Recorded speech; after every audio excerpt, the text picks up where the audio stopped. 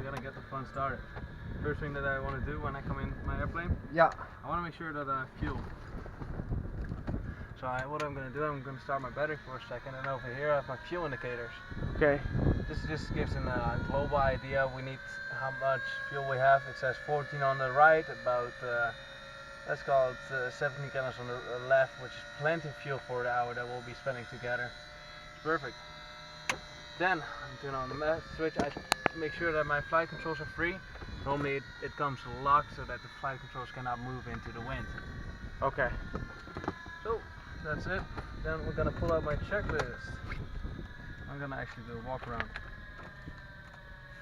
And everything you will do, you will learn to do with the checklist. You know, there are certain procedures and certain steps you will know, but we always make sure that we have the checklist with us to make sure that we don't forget anything. Right. Okay. So what we're going to do, we want to check if my documents are on board. There are two documents that I'm looking for with here. That's the airworthiness certificate and the registration. I have it on board. Then I'm going to look for my fire extinguisher, which is right in the middle over here. Okay. And a first aid kit, which should be located right there in the back. Very good. So I have that on board. Then I remove my control lock, my tech time. I make sure that the times that they said that the computer said that the plane has is actually on there. It's the hops time, it's called. That's how we know how long we've been flying. Circuit breakers. It's literally checking if there's nothing shorting the electric circuit, which would have caused it to pop out, but it's all in there, so that looks good. Then we're gonna turn on our battery master switch. Okay, so if that pops out, that means something. Yeah, it's literally like one of the circuits that you have in your house, just to protect from the system getting damaged.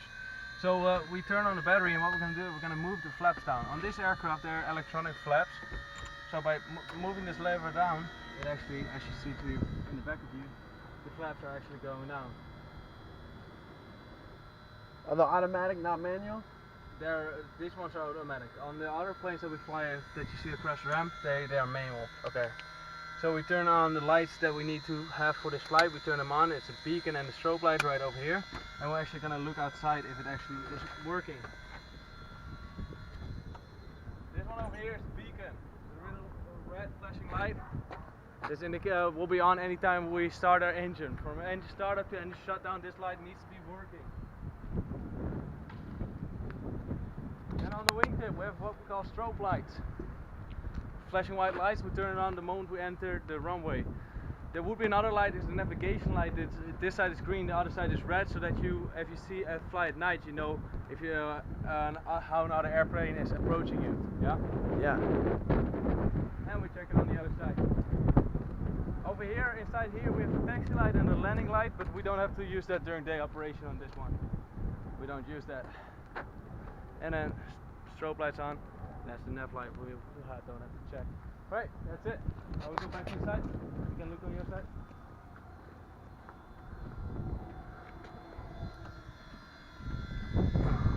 Alright, we check our fuel quantity, we checked it, so that's plenty. We turn off the battery, we don't want the battery to drain while we're doing a walk around. Fuel selector, this is to select which fuel tank it's using. Left, right, or in the middle is position, is both. That's the position we want to be. This is the fuel shut-off valve. If you want to prevent any fuel from going to the engine, you pull it out to shut off any fuel, but it should be pushed in, which it is. Okay, there we go. The trim is over here, the trim wheel. The trim is on the back of on the elevator. That will help us maintain a certain attitude, so we don't have to over-control our aircraft. Exactly. It's a trim tab, which will be, I'll point out in just a second how it looks. Alternate air is closed on here. Alternate static is closed. It's just extra air. If our main engine air intake gets clogged up, we have an extra way to get air to the engine. And just is in case of the static port for our instruments get clogged up, we have some backup right over here. It's called the static. Alright, we're gonna actually walk around now. So we start in the back, right over there.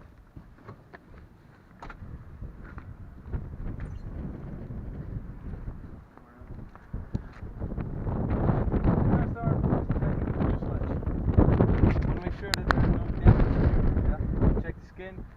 there's no extra damage to the interior. What I want to make is the baggage door actually open it it up because I want to take this fuel strainer, but also we want to make sure that it actually closes. Now it's closed. Yeah. I'm gonna walk around. The EOT antenna is good. Right, I'm looking for any damage on my surface. Not paint chip or actual damage, like dents or something like that. Okay. That's what I'm looking for. I want to make sure that there's nothing on the aircraft. Right, so this part is called the horizontal stabilizer. Yeah, this keeps us stable through the air. Yeah. Okay.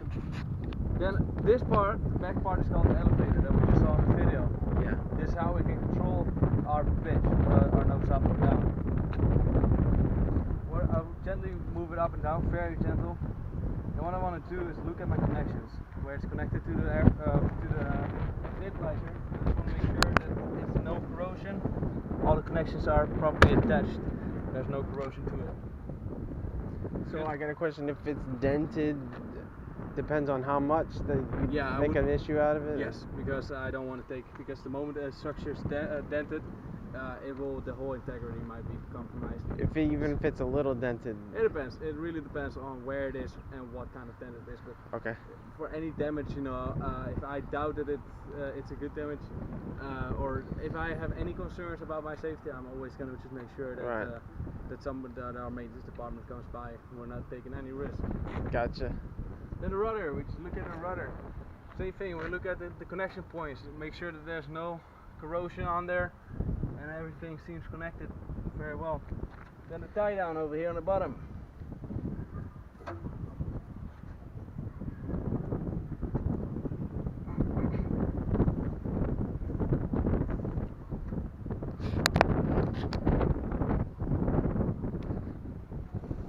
There we go. Prevents our plane from flying away without us. Right, same thing over here. Going to the elevator. Check the connections, make sure there's no corrosion. Alright, very good. Corrosion would be what? Like actually like rusted through this. That looks this looks No, rusted through. We're actually looking for rust. Oh, it's like this deteriorating. Is just, yeah, exactly. Gotcha. Okay. This is actually more a color difference in the painting on there. So we gently raise it up, down. This is the trim tab that we're just removing the wheel. This is it. Yeah? This is the trim tab. Gotcha. When this goes up, this one is a servo tab, and what it does, it can pretty much quickly explain. It kind of holds the elevator in a certain position, because if we have the elevator in a certain position and we maintain level of flight, we trim it out in such a way that it will maintain that level of flight or a certain airspeed that we actually trim it for, which will help have a level of flight, which is so you don't constantly have to. Exactly, so you don't have to be finding control. That's why we use the trim tab. Exactly. I do have a question there. It's saying about the ailerons. Is it just that one, or both of those are ailerons? It's only the outside just ones. The outside. The inside ones are the flaps, which will allow us to fly at lower airspeeds. Gotcha. It creates extra lift at lower airspeeds, and will also create a little bit drag to actually slow us down. Okay, so cool. That's what we want for landing. Alright. Nice. Horizontal stabilizer looking good. The antenna is good, there's no damage on the skin. Now we come to the flaps. First, these are on there, so my antennas for my VHF communication, yeah? Okay. Alright, we're going to check the flaps. Just gently lift it. I don't want to be able to actually lift it. Yeah, it's a small play, it's okay, but I don't want to be able to lift it. Connections again, no corrosion. The oily substance on there is actually anti-corrosion liquid that we have on there to prevent it from actually corroding. Alright, very good. Now it comes to the aileron, yeah? Yeah. And what we're going to do, the aileron is able to move down and up, yeah? Yeah. Move it gently up, keep my hand on there to prevent it from going down, and I put my hand underneath it. And my head underneath, I can look in to the actual connection points. Yeah, I'll make sure everything is connected. And there's a little rod over here that I want to make sure that it's connected, and there's no play in this rod. This is actually how it goes up or down to control. Yeah, alright, it's good. And we bring it back to neutral. Looking good. Check my wingtip. Looking for any damage to it.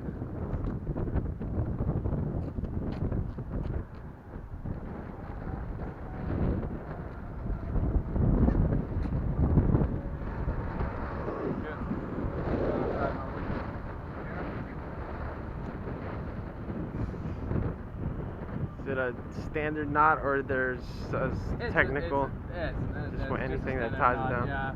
Well, we'll teach our guys to certain knot, just so that otherwise we have guys that improvise a knot that will never come out. Right. That's not what we want. All right. Now we come to the tire. Yeah. Actually pressing the tire, see if it actually has pressure, and making sure there's no damage, no bald spot. All the grooves are visible. Yeah. If somebody made some bad landings, there will be actually the tire will actually get damaged, and at some point, of course, the integrity of the tire is gone. Also, on my brakes, I want to look below my brakes, and I want to make sure there's no substance underneath it. Because if there would be a substance, it could indicate that there's like possibly a leak in my brake fluid so lines. It should be dry. Yes, there should not be any oil below it. So it looks good. Alright, now we come to the cowling. Cowling? This over here where the engine is hidden underneath. It's called the cowling, yeah? Over here in this little area, I can open it up. My engine is hidden in there. And I can now accent my oil, see how much oil we have. We want to have about 6 quarts of oil. We have 6. That's 5. It's about 5.5, so that's plenty. Fill it up the moment it hits 5, we fill it up to the 6. So it's perfect. The minimum required is 2 on this plane. 2? Yes, 2 quarts. Nobody should be stupid enough to actually fly with 2. We always keep it like the moment it hits 5, I fill it up with add a quart, so it's always between 5 and 6. Oh, okay. Alright, close that up, make sure it's nice and closed. Alright, now we come to the propeller. On the propeller I'm just going to gently feel, same thing, if there's no damage on there. I don't want to have any dents. Can I see? Yeah, of course. You will feel a little bit, the paint is chipping off a little bit, but there's no actual dent in the airfoil, because that can of course cause the whole integrity to be compromised. Then I look in here. The air cooling for the engine cooling is achieved by air. Air moving through. There's loads of air going in here, going through the bubbles, gets close to the cylinder. So I want to make sure that there's actually nothing that blocks that air from moving. So that looks good. Okay. Then also on this side there is the alternator belt. You see this rubber belt over here? Yeah. It will actually help my the battery to be charged once the propeller is turning. I want to make sure there's tension over here and that there's nothing blocking my air that's going to the engine. Then come to the tires again. Just want to press it. I want to look for no damage on the tires. I want to make sure that there's the strut over here has enough play. Yeah, sometimes it happens that it comes down. It's an and then it will of course not absorb as much of the shock as it should, which of course would be risky, because then when you make a rough landing, which can always occur, it does not do the same. Not too high, not too low. It's Yeah. better to be high. I would prefer high, but we also don't want to have too high. Then sometimes it didn't pump in really well, so it has a little bit of a nose up. You can push it down and see if it will come back. But yeah, no, too high would also be unfavorable. But that looks good. Now we go again.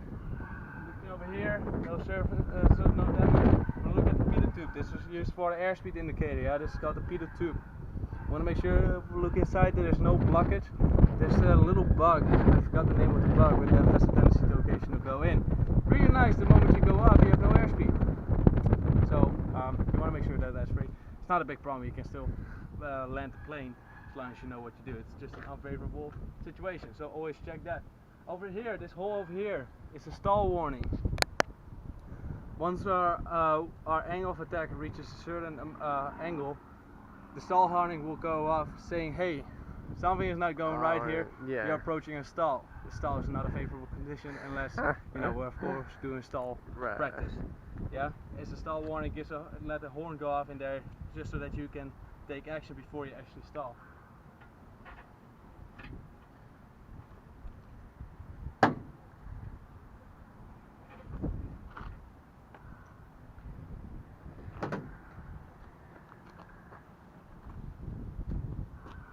Alright. Looking at the lights, looking good. That's check the surface. Yeah, this is a taxi light, landing light, which we won't be using today. Check the surface.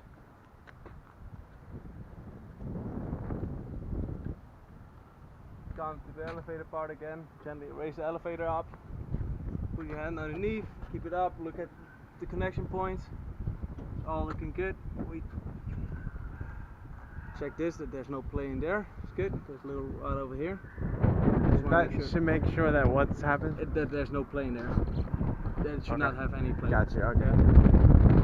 Right now. Should this come down? Oh, it doesn't really matter.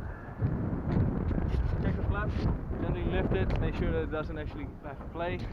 Check your connections, look for any corrosion on there.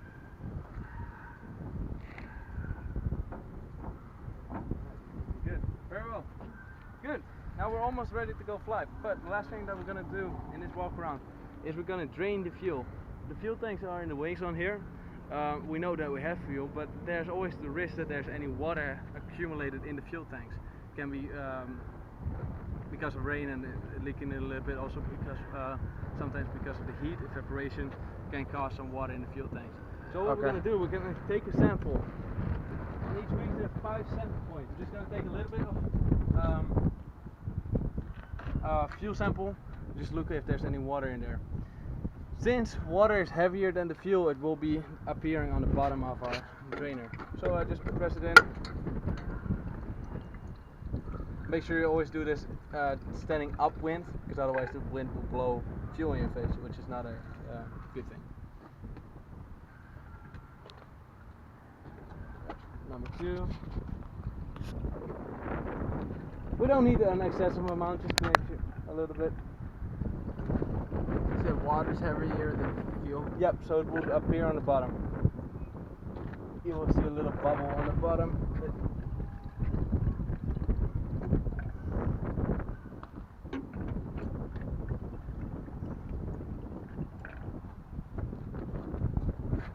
So that's where it would dump also if you needed to. Yeah, so it would be on the bottom, yeah. Alright, since this train has a filter, we can actually pour back our fuel. Yeah, back in the day, like people used to put it back in the ramp if there was nothing in there. Firstly, it's a waste of fuel. Secondly, it's pollution. Yeah, why would we throw away? So what would be considered bad? Any sediment in there. Sediment can be filtered out, so sediment is not a big problem anymore with these. But water, because it will literally can cause your engine to quit, which is of course not what we want. So there's no water in there. Nope. This is beautiful, good. It's blue colored, as you can see. It has the blue color because the F-gas that we use is blue colored. So you can also make sure that it is actually the gas that you need. If it was clear, it will indicate that something went wrong. Yeah, because if it would have been mixed with something, we know we don't have the right color gas. We don't have the right gas, which of course can be very dangerous. I gently climb on top of the wing. There's a fuel over here.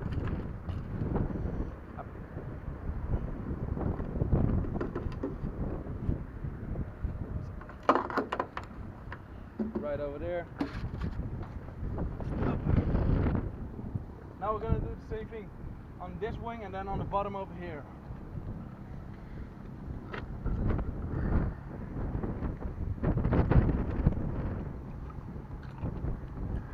It's a windy day. Yeah. So if there is like a sediment or something in there, or if it's clear, you have to empty the whole tank. Yes. If it would be clear, if it's water, we dump it until there's no water in there. If it of course has the wrong fuel in there, yeah, everything has to go out. Where are you dumping it? We have the contaminated fuel behind there at the wall. We have a special tank that we store all that. Is there a button that dumps it, or? No, that would be the maintenance that would have to suck it up, take it out. I think there's probably a quick way to do it, but yeah.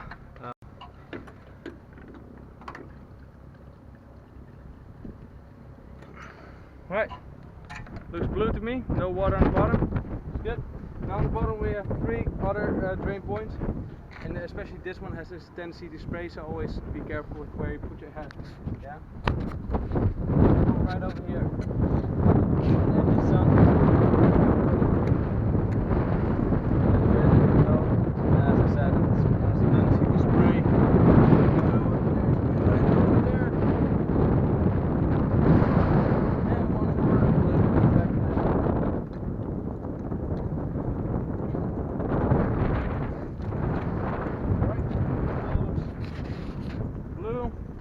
no color of no water in the bottom, so it's good. We can pour this back, climb on top of here.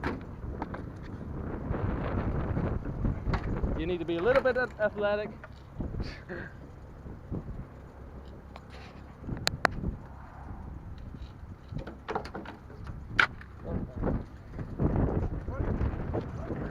Alright, that's it. Walk around completed. Gonna put this one back in the back.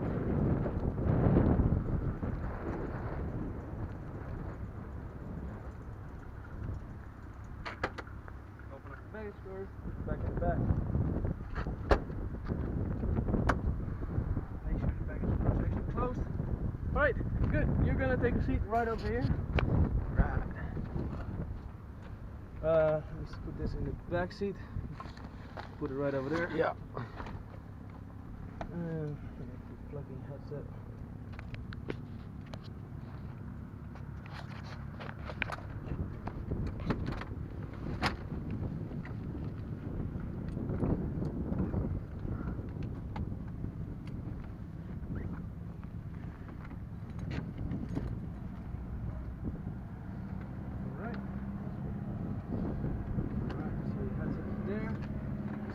Back.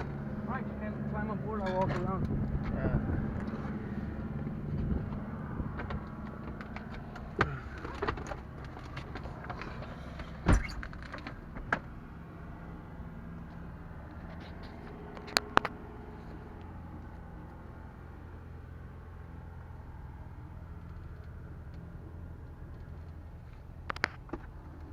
Alright. Mind if I connect this? Like, Nope, I have a thing where so I don't have to have like my hands on. That's no problem at all. Just gotta connect this somewhere.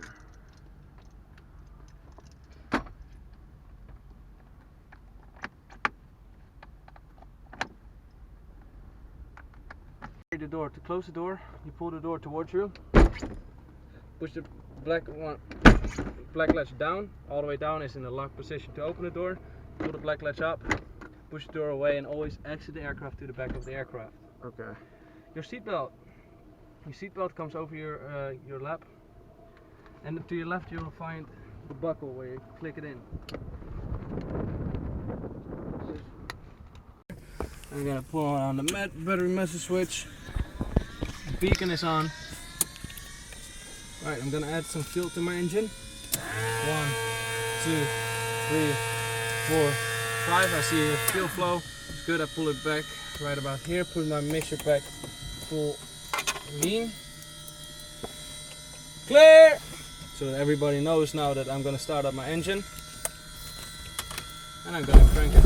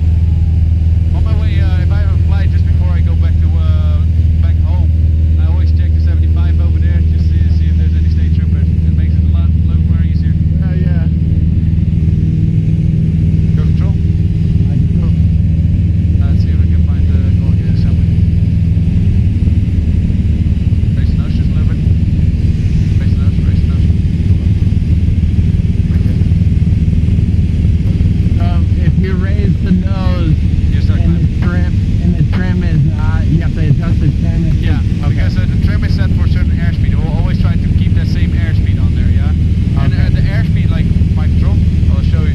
Like for a certain airspeed, I trim it out, like a certain airspeed, a certain trim set, I will keep my nose on the horizon. But then for, if I change my power setting, like all it wants to do is maintain the airspeed. It doesn't really want to maintain the nose, but the nose maintains on a certain airspeed. Actually, let's look over to the left.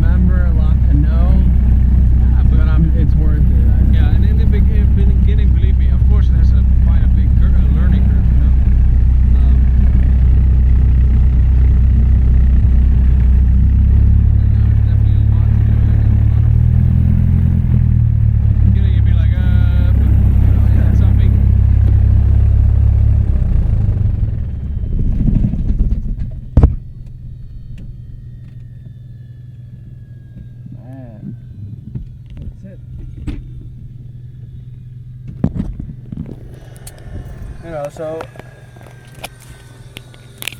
yeah, and then, like I said, you know, at the beginning you'd be like, so much stuff is getting thrown at you at once, but like it equals out real fast, you know, like, you know, you start picking and there you develop understanding. Yeah. And, you know, like, you know, so it's normal for like the first few flight lessons, of course you're gonna be a little bit overwhelmed. Yeah. That's good, that means that we are working you quite well. You know, but right. it's totally like normal and expected.